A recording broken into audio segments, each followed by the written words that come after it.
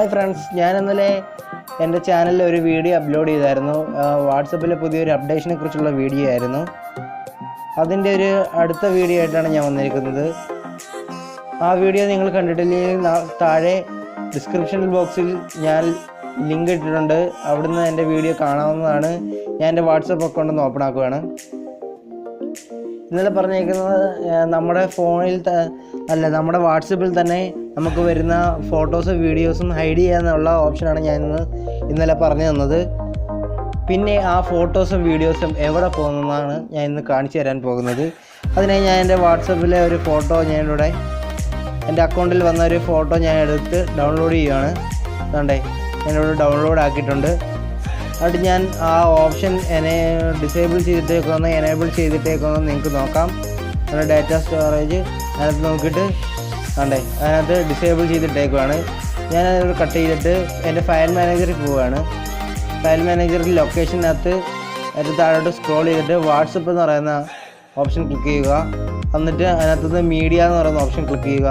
അതിനകത്ത് എൻ്റെ WhatsApp image എന്ന് പറയുന്ന ഓപ്ഷൻ ഞാൻ ക്ലിക്ക് ചെയ്യുകയാണ്. അടുത്ത താഴോട്ട് സ്ക്രോൾ ചെയ്യുമ്പോൾ പുതുതായിട്ടൊരു ഫോൾഡർ ഇവിടെ ക്രിയേറ്റ് ചെയ്തേക്കുന്നത് കാണാം.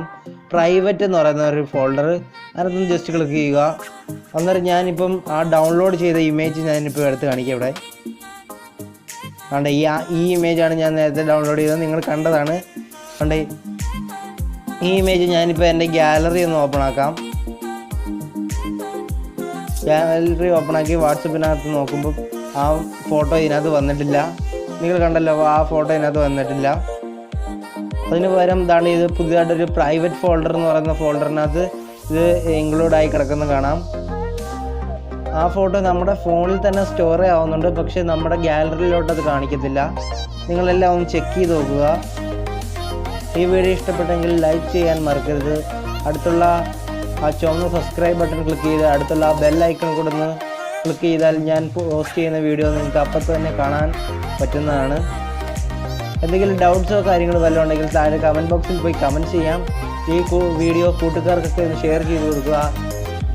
ഈ ഇൻഫർമേഷൻ അവർക്കെല്ലാം ഒന്ന് ഷെയർ ചെയ്ത് കൊടുക്കുക. Thank you.